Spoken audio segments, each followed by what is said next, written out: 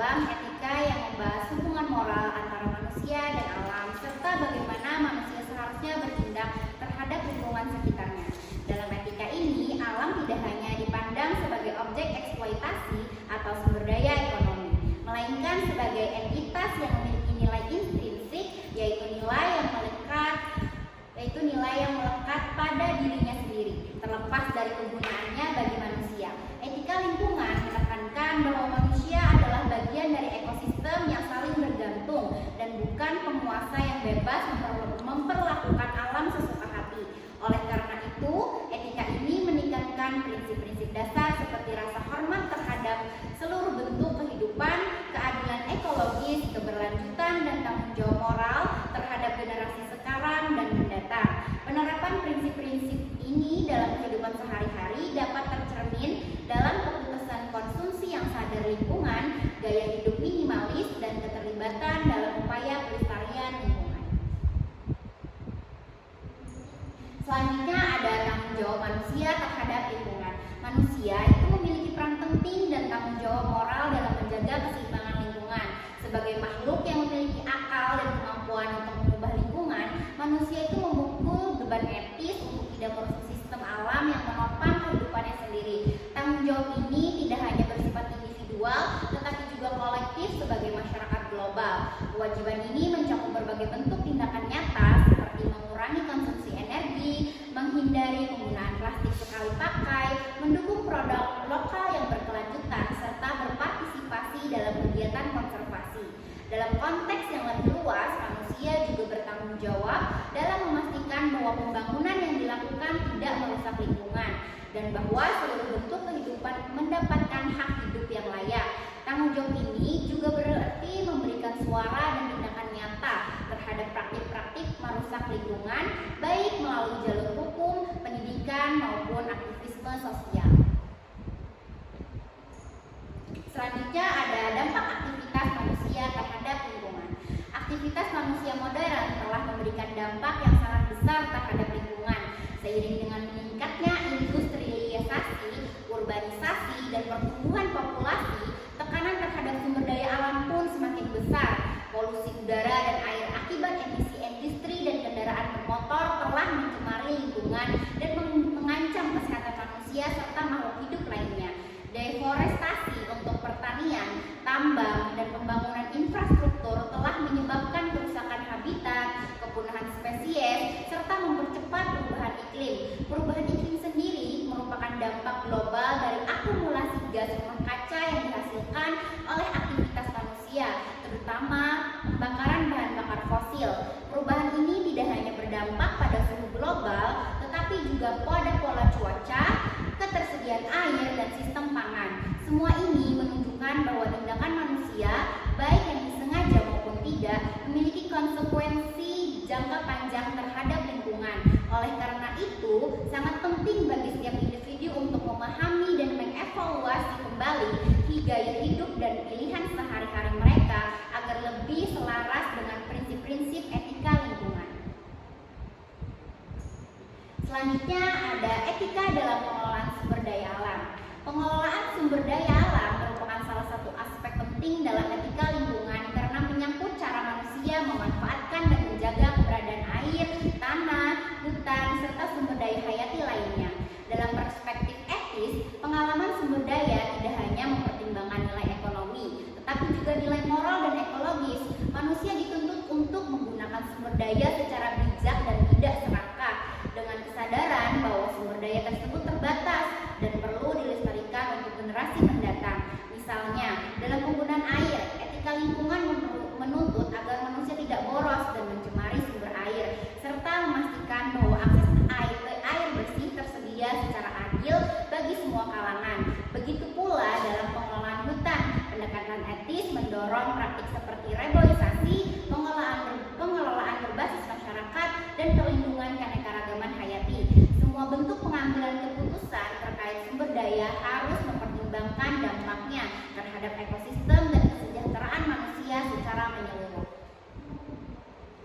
Baik, materi selanjutnya akan disampaikan oleh Anu Wulandari.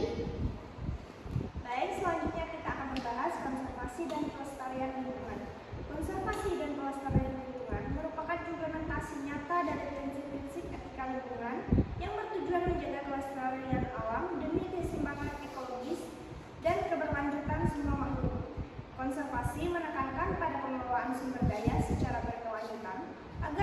tersedia untuk masa depan. Sedangkan pelestarian lebih menekankan pada perlindungan area atau spesies tertentu dari eksploitasi.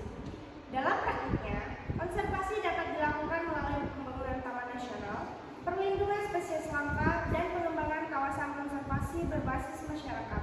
Pelestarian lingkungan juga mencakup pendidikan dan perubahan pola pikir agar manusia tidak lagi memandang alam sebagai objek, melainkan sebagai mitra kehidupan.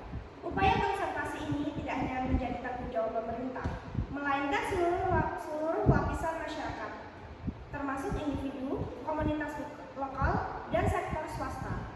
Ketika konservasi dilakukan dengan semangat kolaboratif dan etis, maka potensi kerusakan lingkungan dapat diminimalkan dan nilai-nilai keberlanjutan dapat diwujudkan. Yang selanjutnya, etika dalam menghadapi perubahan iklim.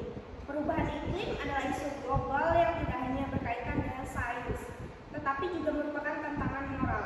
Etika lingkungan mengajarkan bahwa setiap manusia, terutama mereka yang berada di negara yang emisi tinggi, memiliki tanggung jawab lebih besar untuk bertindak dalam menghadapi krisis iklim.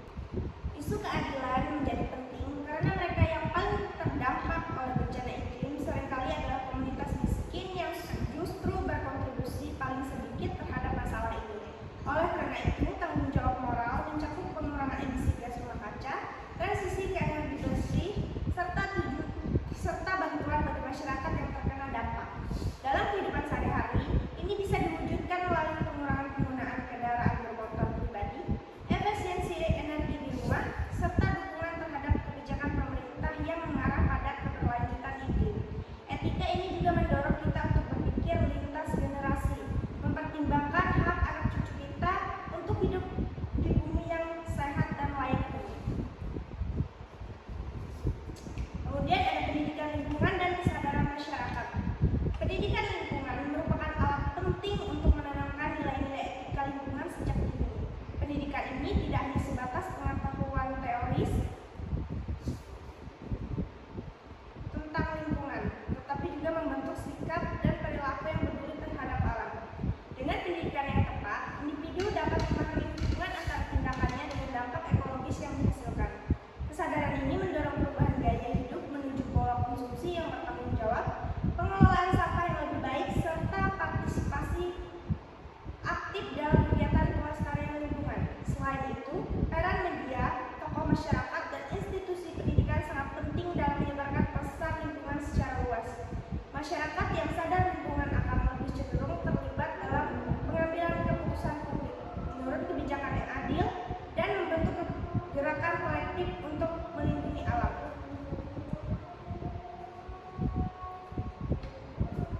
Selanjutnya, kebijakan dan regulasi lingkungan. Kebijakan dan regulasi lingkungan merupakan wujud konkret dari penerapan etika lingkungan dalam tata kelola publik.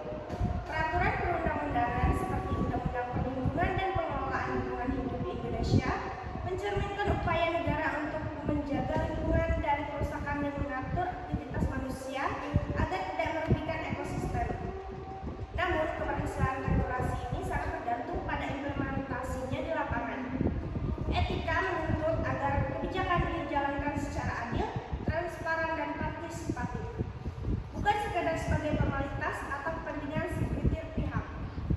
Penegakan hukum terhadap pelanggaran lingkungan seperti pencemaran industri atau kerusakan hutan harus dilakukan dengan konsisten dan tanpa pandang bulu. Selain itu, kebijakan harus mempertimbangkan hak-hak masyarakat adat, perempuan, dan kelompok rentan lainnya yang seringkali menjadi korban dari proyek pembangunan yang tidak beretika.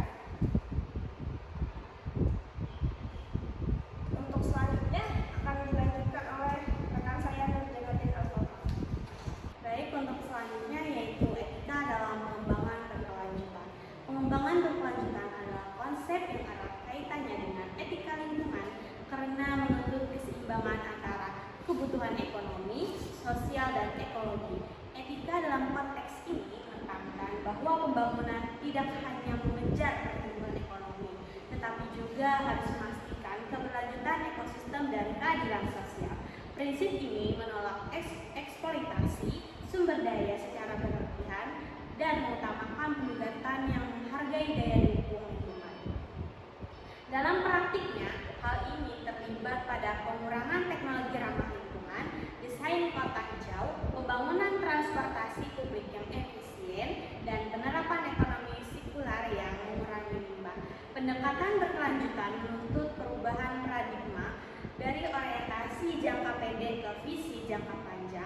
yang menyeluruh dan inklusif, di mana pembangunan harus membawa manfaat nyata tanpa merusak sistem yang pendukung kehidupan. Baik, yang berikutnya adalah kasus-kasus etika lingkungan. Berbagai kasus di masyarakat menunjukkan betapa pentingnya etika dalam pengambilan keputusan yang berkaitan dengan lingkungan. Misalnya, kasus pencemaran sungai oleh limbah industri memperlihatkan kelalaian dalam tanggung jawab moral perusahaan terhadap komunitas sekitar dan ekosistem air. Kasus lain seperti perusakan hutan untuk perkebunan sawit atau tambang yang menggusur masyarakat adat menunjukkan konflik antara kepentingan ekonomi dan hak-hak lingkungan serta keadilan sosial. Penyelesaian kasus-kasus seperti ini memerlukan pendekatan etis yang mempertimbangkan semua pihak yang terdampak, menegakkan prinsip keadilan ekologis, serta mencari solusi yang tidak hanya legal tetapi juga adil dan berkelanjutan. Etika lingkungan menuntut agar keputusan yang diambil dalam konflik semacam itu berpihak pada kehidupan, keberlanjutan, dan solidaritas antar generasi. Adapun untuk kesimpulan dari materi kami yaitu etika lingkungan menekankan tanggung jawab moral manusia untuk menjaga kelestarian alam. Dengan menghargai nilai intrinsik lingkungan dan menerapkan prinsip keberlanjutan, manusia dapat menciptakan keseimbangan antara kebutuhan hidup dan pelestarian alam. Sekian pemaparan presentasi dari kelompok kami ucapkan terima kasih.